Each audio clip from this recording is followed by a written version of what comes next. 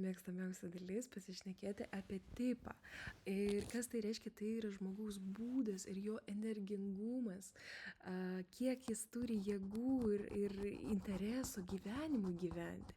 Tai Lėjos atžvilgiu tai tikrai Joana tau pasakė, jog pagimdei savo kloną, nes čia yra ta saulytė, kuri non-stop, žodžiu, turi batareiką.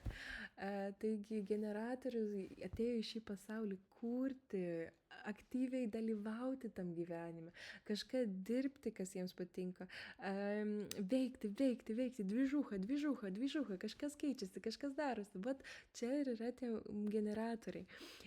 Bet aišku, čia nėra tiesiog asilai, kurie tempia ir tik dirba. Ne. Čia yra žmonės, kurie daro tai, kas jiems patinka. Ir tam, kas jiems patinka, tarkim, tavo blakstienas, ne? Tai kai tau patinka, tai tu gali dirbti tą darbą labai ilgai, labai daug. Jeigu tau, pavyzdžiui, tau reikia, nežinau, karburatorių pakeisti mašinai, tai tu spjautum ir sakytum, tau iš vis neišeitų ir nepatiktų ir nedarytum. Tai manifestuojantis generatoriai turi surasti, kas jiems patinka, ir tam jie turi tiesiog begalybę jėgų ir begalybę noro ir begalybę gebėjimų. O dar Lėjos atžvilgiu jinai turi dafiga energijos, jinai turi ir jinai stresui yra atspari, ir plus tas jos sakralas tiesiog pastovi, ta jos batareika yra va čia sakralė, ne, ir jinai pastovi generuoja tą informaciją. Ir plus jinai dar gali, žinai, jei nervų sistema bus gana stipri ir jinai galės visus sunkumus išnešti ir iškelti.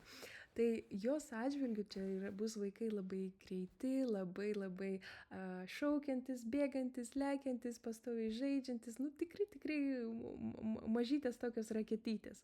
Tai generatoriai, tai jo batareikos, bet manifestuojantis generatoriai, kas tai reiškia? Tai tiesiog kaip jie panaudoja tą energiją. Ir dažniausiai, jeigu generatorius dirba nuo 8 iki 5 ir non-stop to pačiu ritmu, tarkim, ne, tai ne, manifestuojantis jie vienu momentu išvaro 200%, ne, ir viskas, kad vėliau visą dieną čilinti. Tai, sakykime, tokie dalykai, vat kaip mes su Diana šnekėjom, panaši situacija, kuo greičiau bataryti, kad vėliau pačilinti ir pažiūrėti teliką. Tai čia tokia situacija, ne? Kad davai mes padirbam 1 metus, kad vėliau 5 metus, kad uždirbti daug ir vėliau 5 metus važinėti po visą pasaulį. Tokia logika pas tokius žmonės, ne? Ir jiems ta batareika leidžia.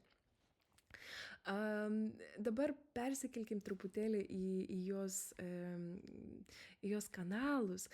Ir labiausiai ryškiausias dalykas yra manifestuojantis generatoriai, kas ją daro tokia, yra 2034 ir tai yra charizmos kanalas.